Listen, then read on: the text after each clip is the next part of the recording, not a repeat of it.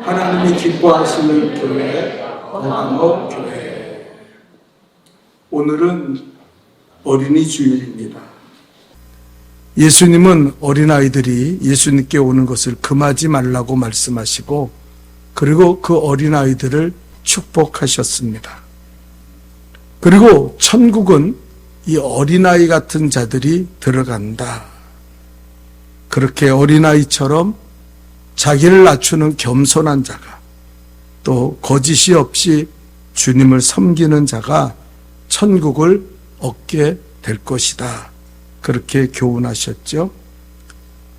우리 부모들은 자녀를 축복하고 자녀를 위해 기도하는 부모들이 되어야 될 줄 믿습니다. 내 자녀가 하나님 나보다 더 좋은 신앙의 사람이 되게 도와주세요. 믿음의 사람 되게 도와주세요. 부모의 기도가 자녀를 세웁니다. 그리고 우리는 자녀에게 신앙의 본이 되는 삶을 살아가야 될 줄 믿습니다.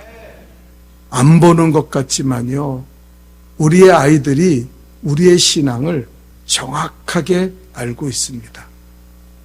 부모가 기도할 때 그들은 기도해야 된다는 것을 배우고요, 부모가 말씀으로 살려고 몸부림칠 때 우리의 자녀들은 하나님의 말씀으로 살아야 된다는 것을 배우게 된다는 거예요. 여러분, 록펠로의 십계명을 아십니까? 우리가 잘 알듯이 미국의 서기왕 록펠로는 33세에 백만장자가 되었습니다. 그리고 10년 후에는 가장 큰 회사를 소유하고 가장 많은 재산을 가진 세계 최고의 부자가 됐습니다. 그 당시에는 억만장자가 딱 한 사람인데 그게 바로 록펠로였다고 합니다. 그는 하루 수입이죠. 일주일 수입이 100만 달러였다 그래요. 엄청난 거죠. 그러면서 그가 사람들에게 이야기할 때, 내가 이런 엄청난 축복과 하나님의 놀라운 은혜를 얻은 것은 내 어머니로부터 10가지의 교훈을 받아서 나는 그것을 철저히 지키고 살았기 때문이라고 고백합니다. 그 10가지의 계명이 뭡니까? 첫 번째는 하나님을 친아버지 이상 섬겨라. 하나님이 모든 것을 너에게 주실 것이다. 그렇게 말했죠. 또 어머니는 가르치기를 목사님을 하나님 다음으로 섬겨라. 목사와 좋은 관계를 유지한다는 것은 네가 하나님의 말씀을 듣고 은혜를 받을 수 있는 길이 열린다는 것이다. 세 번째는 주일 예배는 본교회에서 드려야 한다. 하나님의 자녀로서 교회에 충성해야 하는 것은 당연한 거고, 그 충성의 가장 핵심은 주일을 본교회에서 성수하는 것이다. 이렇게 가르쳤습니다. 네 번째는 오른쪽 주머니에는 항상 11조의 주머니로 하라. 그래서 철저히 11조 생활을 해라. 11조는 하나님의 주권을 인정하고 이 모든 것이 주님이 내게 주셨다는 것을 인정하는 것이기 때문에 구별하여 11조를 해라 했고, 이 록펠로는 이것을 지켜서 그 11조만 매주 결산하고 그 계산하는 사람이 10명 이상의 직원이 있었다고 합니다. 또 다섯 번째는 아무도 원수로 만들지 마라. 여섯 번째는 아침에 목표를 세우고 기도하라. 하루를 시작하기 전에 하나님 앞에 기도한다는 것은 너무나 중요한 것이다. 또 일곱 번째는 잠자리에 들기 전에 하루를 반성하고 회개하며 기도해라. 여덟 번째는 아침에는 꼭 하나님의 말씀을 읽어라. 아홉 번째는 남을 도울 수 있으면 힘껏 도와라.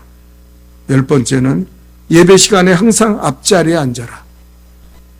아멘이에요? 나는 우리 복된 교회가 이랬으면 좋겠어. 그래서 앞자리가 은혜 받는 자리다. 그 어머니가 그렇게 가르쳐서 록펠로는 이 10가지의 가르침을 생명같이 여기고 지켜서 하나님이 주시는 그 엄청난 복을 누릴 수 있었다고 그는 고백하고 간증합니다. 오늘 예배 후에는 자녀를 데리고 4층 비전실에 오시면 축복하며 안수기도하는 시간이 있습니다. 자녀들을 데리고 오셔서 꼭 안수받을 수 있기 바라고요. 또 이번 주 한 주간은 특별히 자녀를 위해서 기도하는 특별 새벽 기도로 모이기를 원합니다. 자녀들의 입시와 취직과 결혼 등 자녀들의 모든 길들이 그 부모의 기도로 열려지는 거예요. 그래서 새벽 기도에 많이 오셔서 하나님 앞에 부르짖고 자녀를 위해서 기도하시기를 바랍니다. 네. 여러분, 토마스 모아라는 사람이 있는데 이분은 신앙 때문에 투옥되었다가 단두대에서 죽음을 당하게 되었습니다. 그 단두대에서 죽음을 당하게 되니까 어린 딸이 아버지께 와가지고 하나님을 부인하고 그리고 왕의 뜻을 따라서 왕을 숭배함으로 이 죽음을 면하라고. 아빠, 나와 같이 살고 싶지 않아? 나랑 같이 살자고 그렇게 호소를 했어요. 그러나 모아는 사랑하는 딸과 헤어지는 것은 너무너무 가슴이 아팠지만 그러나 주님을 배도한다는 것은 있을 수 없고 주님을 배도하면 자기는 영원한 지옥 형벌에 빠진다는 걸 알기에 그 딸을 설득하며 그 죽음 전날 그는 편지를 썼다고 합니다. 사랑하는 딸아, 우리는 육체의 죽음으로 끝나는 것이 아니라 죽음 뒤에는 천국과 지옥이 있단다. 나는 먼저 천국으로 가는 거야. 나중에 우리들이 천국에서 즐겁게 만날 날이 반드시 올 거다. 그 천국에서 만날 수 있도록 나도 너를 위해 기도할 테니 너도 이렇게 죽어가는 아빠를 위해서 기도해 다오. 그렇게 자기 딸에게 편지를 보내고 그는 단두대에서 죽음으로 신앙을 지켜서 사랑하는 딸에게 아주 강렬한 아빠의 믿음을 보여주었어요. 그 딸은 단두대에 죽어가는 아빠를 보면서 나도 신앙을 지키고 천국에 갈 때까지 절대로 예수님 배신하지 않고 살겠다고 그렇게 어린 딸이 결심을 했다고 합니다. 사랑하는 성도 여러분, 우리는 우리 자녀들에게 다른 건 몰라도 뭐 큰 유산을 물려주고 그리고 좋은 것을 해주지 못한다 할지라도 예수를 믿고 구원받아 육체의 죽음 뒤에는 심판이 있고 예수를 믿는 자는 천국으로 예수를 믿지 않는 자는 영원한 지옥 형벌에 빠진다는 것을 분명히 우리 자식들에게 전해야 될 줄 믿습니다. 그리고 신앙을 지키며 천국으로 향하는 나의 믿음을 본으로 보여주어야 된다는 거예요. 오늘 우리가 읽은 성경 계시록 2장 13절에 보면은 주님은 이렇게 말씀하십니다. 내가 어디에 사는지를 나는 알고 있다. 이건 아주 중요한 말씀. 네가 어디에 사는지 안다. 자, 우리 13절 한번 다 같이 읽어볼까요? 다 같이 읽겠습니다. 시작. 내가 어디에 사는지를 내가 아노니 거기는 사단의 권자가 있는 데라. 내가 내 이름을 굳게 잡아서 내 충성된 증인 안디바가 너희 가운데 곧 사단이 사는 곳에서 죽임을 당할 때에도 나를 믿는 믿음을 저버리지 아니하였도다. 주님이 말씀하십니다. 네가 사는 곳이 사단의 그 권자가 있는 곳, 사단의 중심이 사단이 다스리는 그 땅인 것을 내가 안다. 그렇게 말씀하셨어요. 버가모라는 지역은 아주 우상이 득실득실거리는 지역이었어요. 그래서 그 버가모를 우리가 살펴보면은 거기에는 온갖 이방인의 우상의 그 신전이 있었습니다.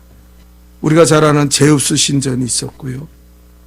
미의 여신이라고 말하는 아테나 여신의 신전도 거기 있었습니다. 또 디오니오소스라는 신의 그 신전도 그 버가모 지역에 있었습니다.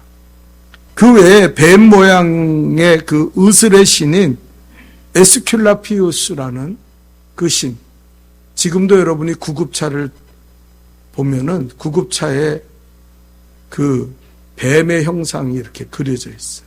그게 바로 이때 우상을 지금까지 의술의 신이라고 거기다가 상징적으로 새겨놓은 거예요. 그런 우상들이 득실득실 거렸고 로마 황제 아구스도를 숭배하는 그런 신전들이 너무나 많이 있었다는 거예요. 그래서 오늘 주님은 말합니다. 내가 사는 곳이 사단의 권자가 있는 곳임을 나는 알고 있다. 그런데 여러분, 이 말씀은 오늘 우리에게 하시는 말씀과 틀릴 수 없어요. 하나님 우리에게 말합니다. 너희들이 신앙을 지키며 사는 이 땅이 어떤 땅인지, 어디서 사는지 나는 알고 있다. 사람들은 돈 사랑하기를 하나님보다 더 사랑하죠. 육체의 쾌락에 빠져서 우상에 끌려가고, 우리의 젊은 애들을 보면 너무 안타까운 게 원나잇이라 그러나요? 하루에 만나 하루에 그 몸을 주고 섞으며 그런 음탕한 짓을 행하며 살고요. 인터넷 중독, 게임 중독, 말할 것 없이 세상에 빠져 사는 것이 지금의 현실이죠. 그래서 주님은 우리에게도 말씀하세요. 내가 어디에 사는지, 너희가 어디서 신앙생활을 하는지 내가 잘 알고 있다. 여러분, 그런데 버가모 교회 13절의 마지막 하반절에 뭐라 그랬습니까? 내 충성된 증인 안디바가 너희 가운데 곧 사단이 사는 곳에서 죽임을 당할 때에도 나를 믿는 믿음을 저버리지 아니하였다. 믿음을 버리지 않았다. 이렇게 말씀하셨어요. 우리도 어떤 의미에서는 이 사단이 판치는 이 땅에서 살아갈 때 순교의 각오를 가지지 않으면 신앙을 지킬 수 없어요. 적당하게 예수 믿고 적당하게 신앙생활하면은요 다 떠나갑니다. 나는 교회에서 30년 목회하면서 얼마나 많은 사람들이 적당하게 신앙생활하며 한 발은 세상에 놓고 한 발은 교회에 놓고 살아갈 수 있다고 생각하다가 세상에 휩쓸리고 사단에 휩쓸려서 불신앙의 길을 걸어가는 걸 너무나 많이 봤어요. 순교의 각오가 없으면 어쩌면 우리는 신앙을 지킬 수가 없는지도 모르겠어요. 자, 버가모 교회는 이렇게 사단이 판치는 곳에서 믿음을 저버리지 않고 신앙을 지켰습니다. 자, 우리도 어떻게 해야 신앙을 지킬 수 있을까요? 오늘 그것에 대해서 살펴보고자 합니다. 첫 번째, 우리 한번 다 같이 크게 읽어봅시다. 시작.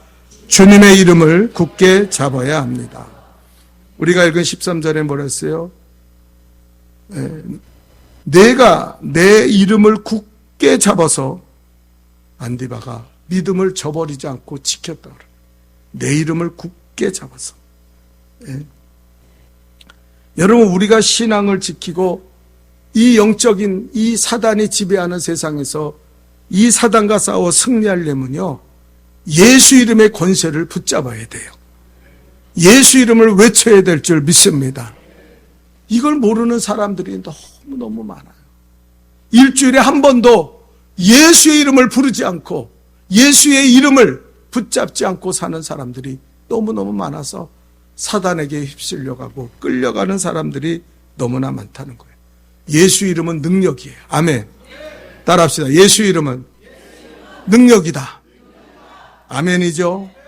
로마서 10장 13절을 읽어봅시다. 어떤 능력이 있습니까? 다 같이 읽어볼까요? 시작. 누구든지 주의 이름을 부르는 자는 주의 이름을 부르면 구원을 받는다. 아멘. 예수님 하면 그 예수님이 나를 구원하시는 거예요. 내 이름, 내 능력, 내 지혜, 내 힘 갖고는요 구원받을 길이 없어요. 우린 자녀들에게 이걸 가르쳐야 돼요. 네가 예수의 이름을 부르면 하나님은 너를 구원하실 것이다. 이걸 분명히 말해야 돼요. 누구든지 주의 이름을 부른 자는 구원을 받으리라. 또 사도행전 44장 30절에는 뭐라 그랬습니까? 우리 한번 다 같이 읽어볼까요? 시작. 손을 내밀어 벽낫게 하옵소서. 표적과 기사가 거룩한 종 예수의 이름으로 이루어지게 하옵소서 하더라. 예수의 이름으로 표적과 기사가 나타나고 병에서 치료받게 하여 주옵소서. 여러분, 미국 필러 신학계의 유명한 교회 성장학 주임 교수인 피터 와그너 박사가 이런 간증을 했어요. 그분은 오랫동안 편두통에 시달렸대요. 그래서 너무 아파가지고, 근데 병원에 가면 병명이 나오지도 않고 원인도 발견 못해서 그냥 그렇게 필요할 때마다 약 먹고 그렇게 참아내고 견뎌냈는데, 어느 날 기도하는데 하나님이 깨달음을 주시는데, 내 편두통은 그저 내 몸의 문제가 아니라 그것이 악한 영의 문제인 것을 너는 왜 모르느냐. 와그너가 거기서 확 깨달았다. 아, 나에게 병을 주는 게 이 악한 영, 악한 마귀의 역사구나. 그래서 그는 예수 이름을 붙잡고 이 편두통을 주는 원수 귀신아, 나사렛 예수 이름 명하노니 내게서 떠나갈지어다. 떠나갈지어다. 그러고 기도했더니요, 갑자기 머리가 맑아지면서 편두통이 그 이후로 사라진 거예요. 여기서 피터 와그너는 너무나 귀한 진리를 깨달았어요. 야, 예수 이름의 능력이 이렇게 큰데 우리는 너무나 예수 이름을 부르지 않고 살아가는구나. 그래서 그는 가는 곳마다 설교하고 복음 전하며 간증할 때마다, 여러분 예수 이름을 부르세요. 여러분이 어려움을 만나고 병을 만나고 힘든 일을 만날 때 예수 이름을 부르십시오. 그 이름이 여러분을 구원할 것입니다. 여러분을 치유할 것입니다. 여러분의 문제를 해결할 것입니다. 그러면서 외치면서 다녔다는 거예요. 여러분, 요한복음 14장 14절에는 또 뭐라 그럽니까? 다 같이 읽읍시다. 시작. 내 이름으로 무엇이든지 내게 구하면 내가 행하리라. 이름으로, 예수의 이름을 붙잡고 기도하며. 아멘. 네. 여러분 성도들이요, 왜 기도 안 하는지 아세요? 예수 이름을 믿지 않기 때문에 그래요.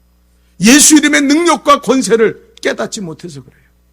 우리가 예수 이름을 알고 예수 이름의 능력을 깨닫게 되면요, 그 이름을 붙잡고 우리는 기도하게 되는 줄 믿습니다.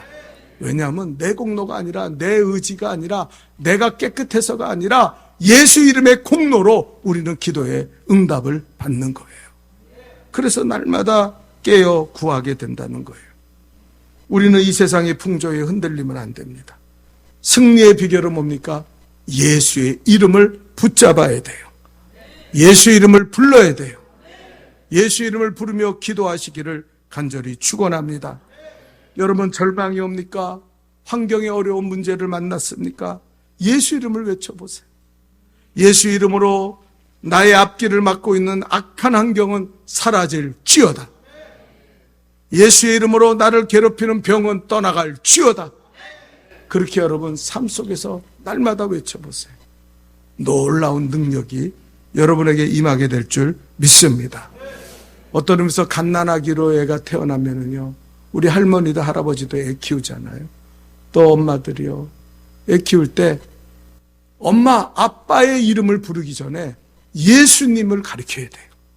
예수의 이름을 불러라. 예수의 이름.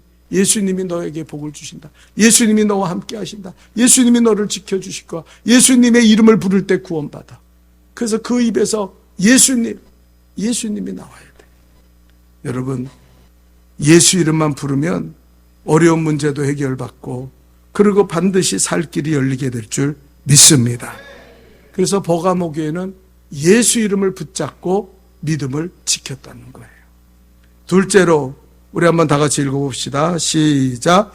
발람과 니골라당의 교훈을 물리쳐야 합니다.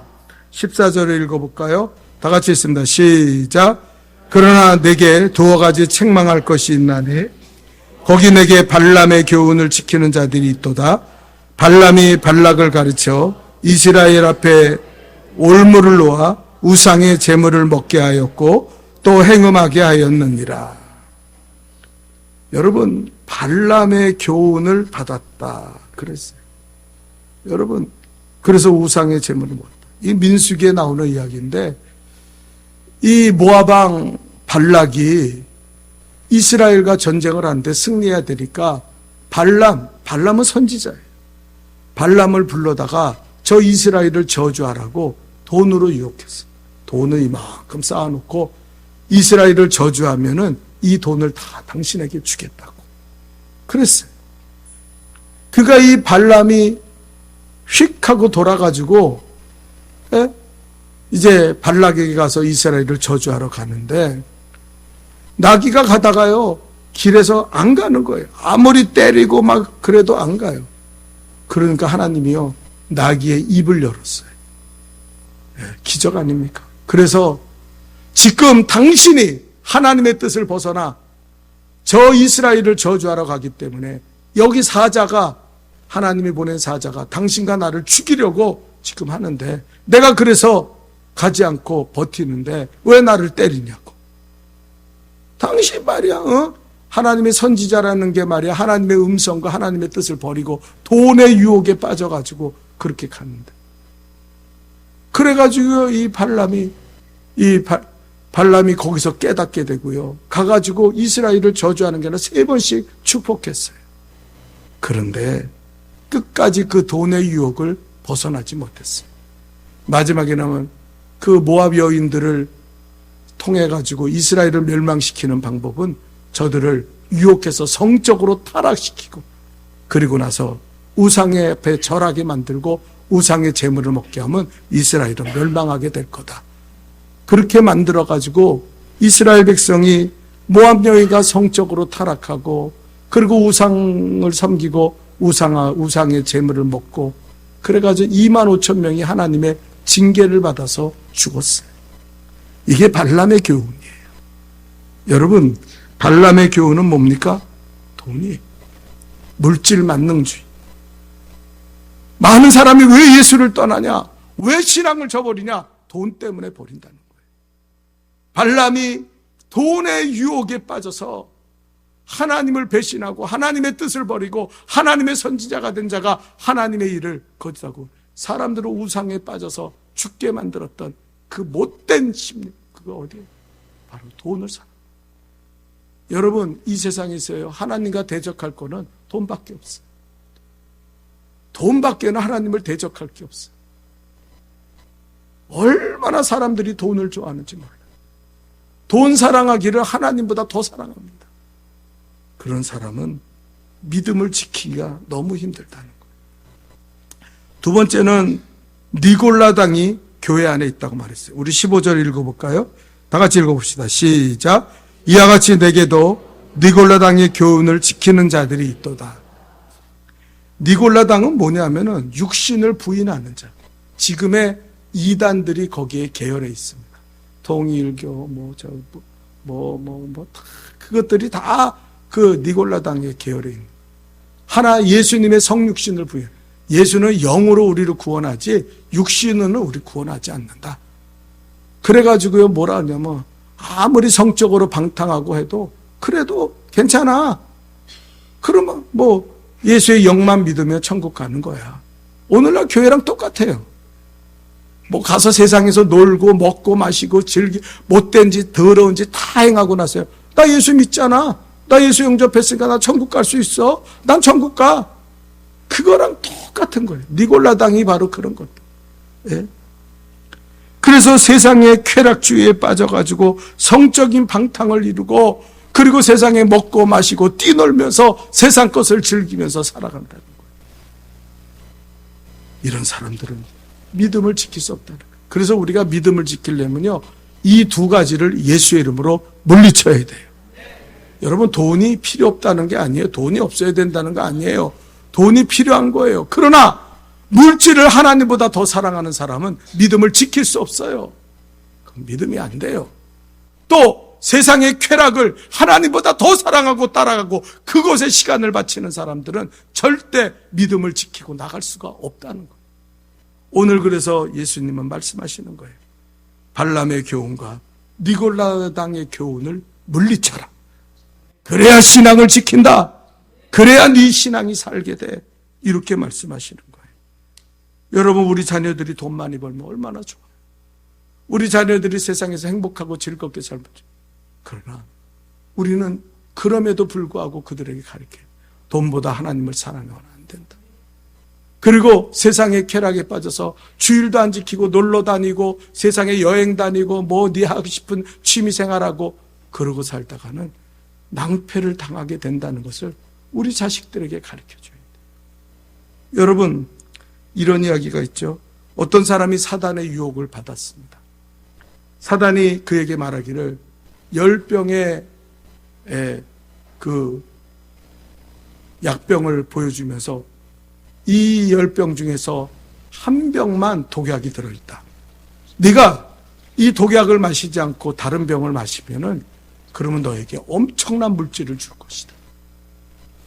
그래가지고 그 사람이 그 유혹에 빠져서 마셨는데 다행히 독약이 든 병을 먹지 않았어.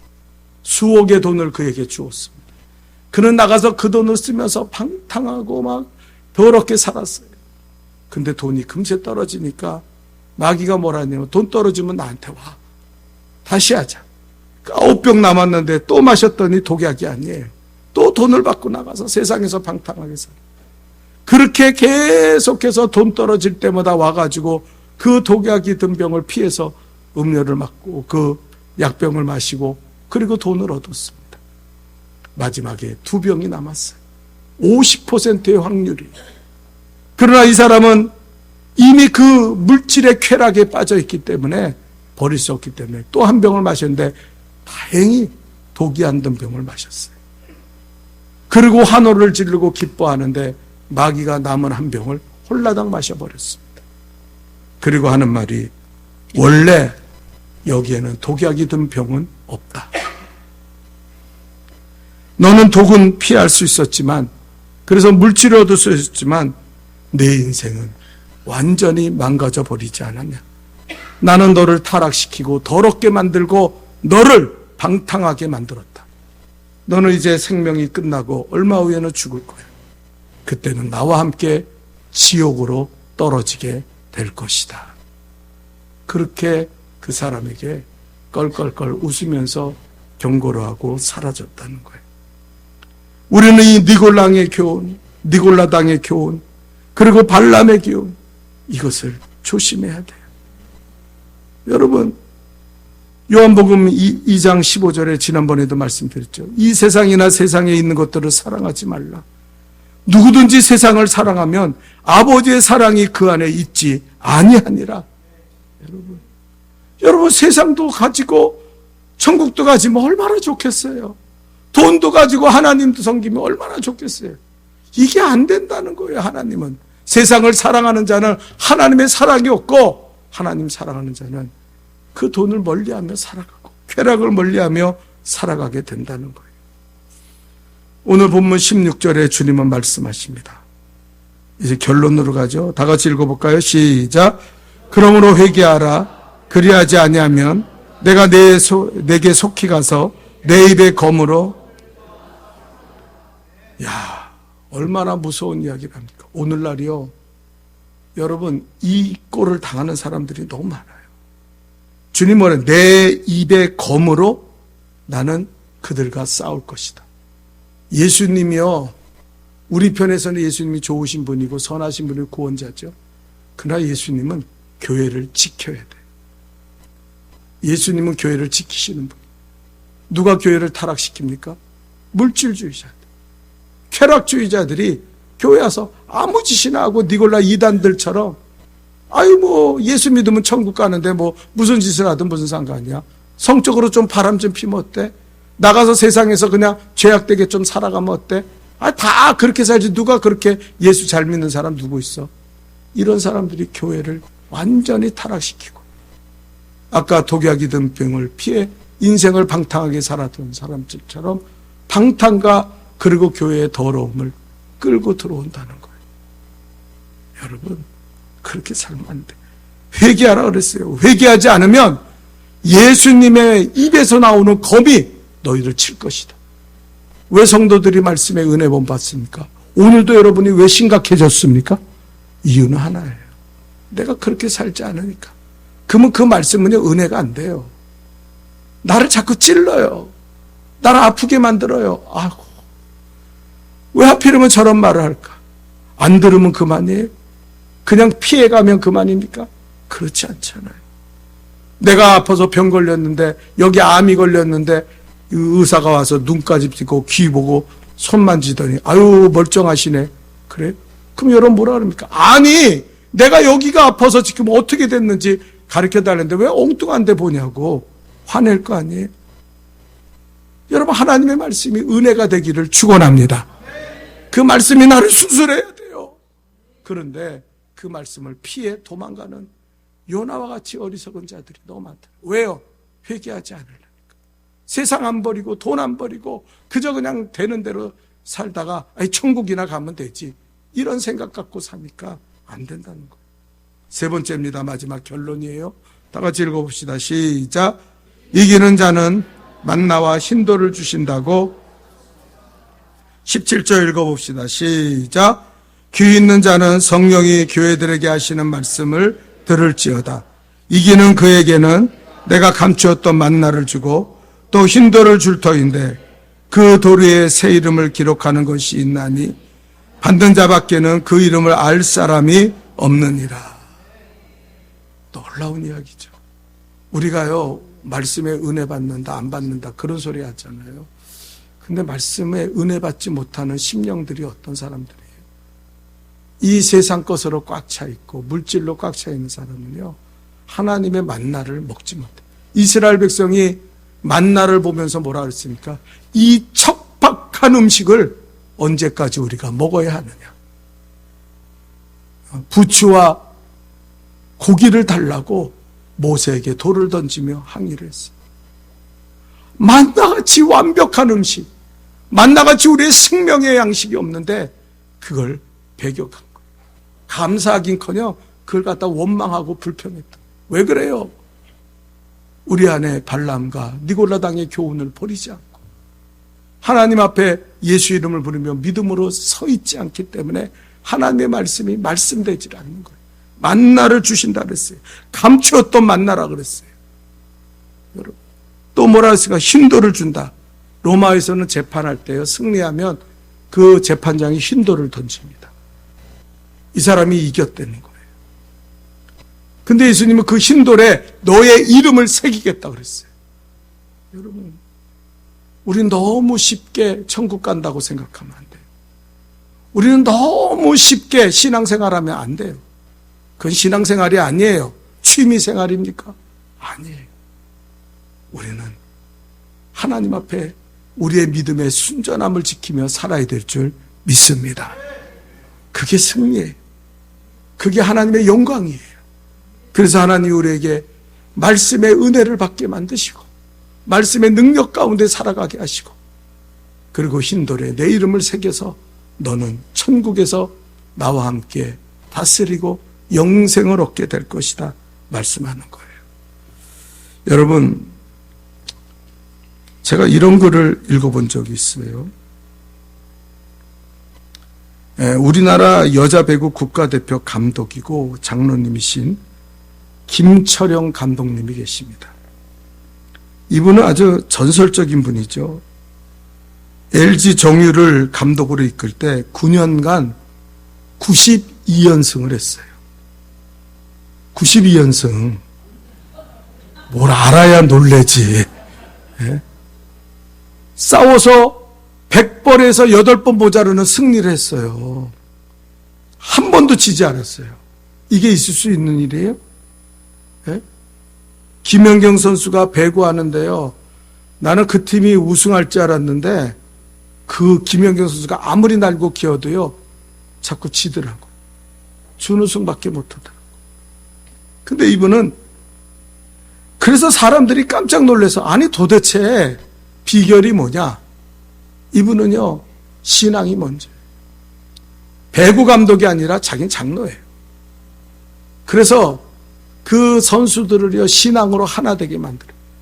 아니 이게 무슨 교회도 아니고 매일 예배 드리고 새벽 기도하고 저녁에 모여서 기도하고 말씀 읽고 그래.